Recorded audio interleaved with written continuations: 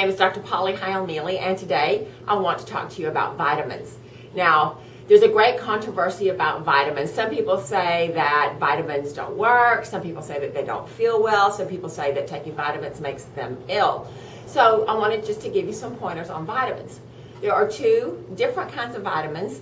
There are your whole food organic vitamins that I prefer, and then there are your synthetic vitamins. Now, the synthetic vitamins are the ones that you will see in your big box store. They are synthetic. That means that they are made commercially in a chemical plant, not made from a plant. The way God designed your body is that your body will take your vitamins from your food.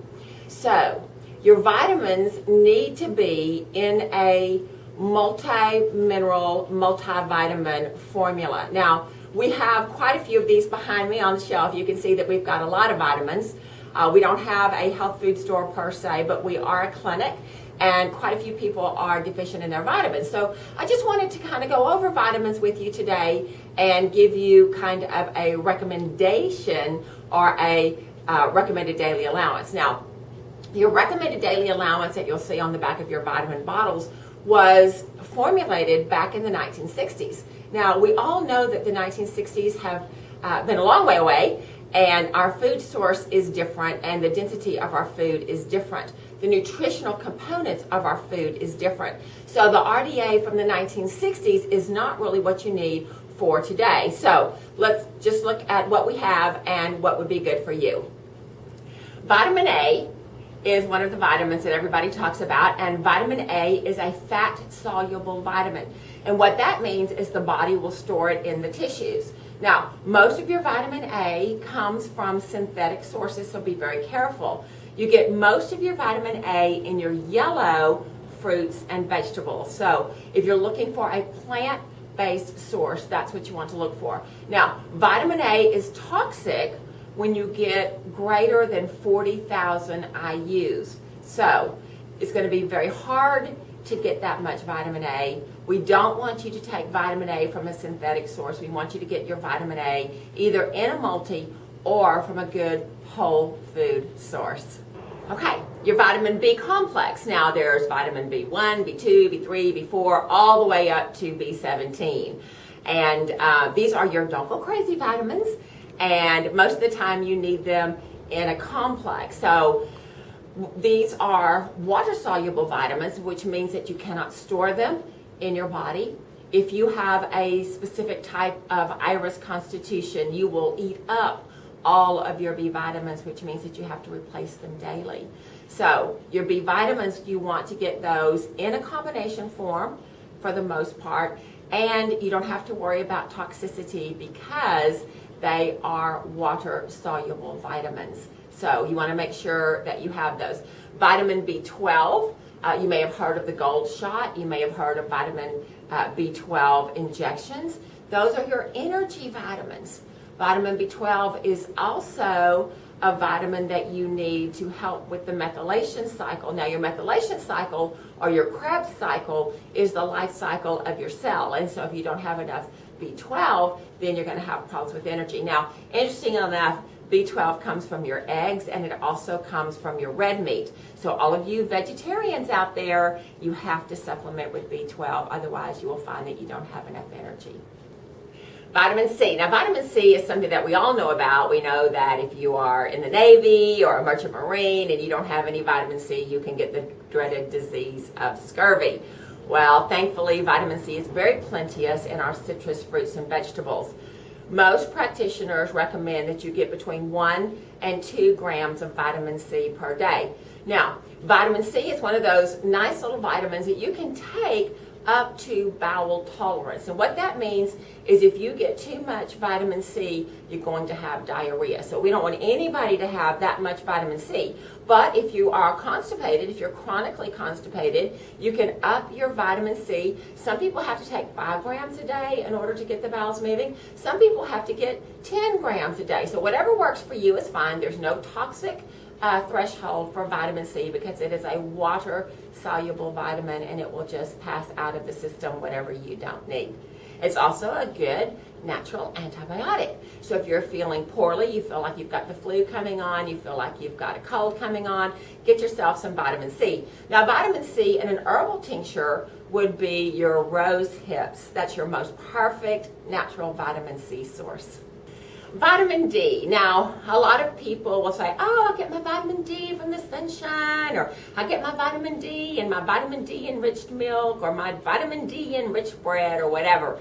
Vitamin D is one of those vitamins that really acts more like a hormone than it acts as a vitamin. And that means it's a catalyst for other chemical processes in the body. So vitamin D is very, very important. Most people are very, very deficient in the vitamin D. Part of that is because of our environment, the smog and whatnot outside. But part of it also is that everybody is so slathered up with sunscreen that you're not getting enough rays to make a difference. This is one of the things you need to know about vitamin D. Vitamin D, mostly, if you take it in a capsule or a pill, it will get chewed up in digestion. You'll take your vitamin, it'll go through your digestive processes, it would go through the liver, which the liver eats it up as well. Then it makes its way via the bloodstream over to the kidneys, where it can finally be used for the body. So this is why the doctors are giving you 50,000 units every week if you are under a medical practitioner, because so much of it gets chewed up in the digestion. I'm happy to report that we have a spray, a liposomal spray that you spray right into your cheek, and you get 100%. It goes right into the bloodstream. It doesn't have to go through digestion. Now, vitamin D also is a fat-soluble vitamin. However, it's very, very unusual that you would reach a toxic load on this. On your blood level ranges, on your blood work, the range is greater than 30 nanograms per deciliter. Now, your holistic practitioner will want you to be closer to the 60 nanograms per deciliter. And it just floors me why practitioners and medical doctors do not do a vitamin D3 panel on every patient. Your vitamin D3 will give you protection against the flu. It will give you protection against cancer, and it will also give you protection against depression.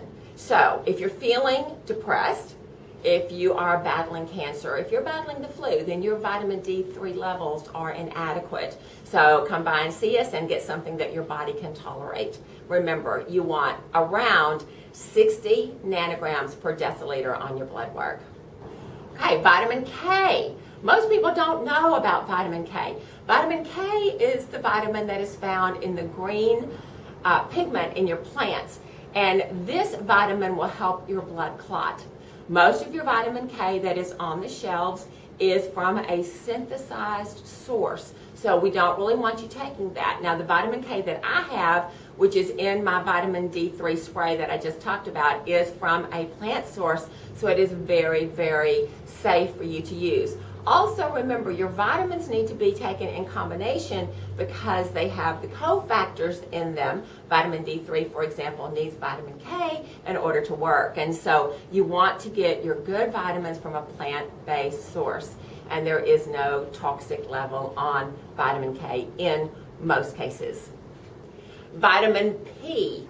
Now, no one's ever heard of vitamin P.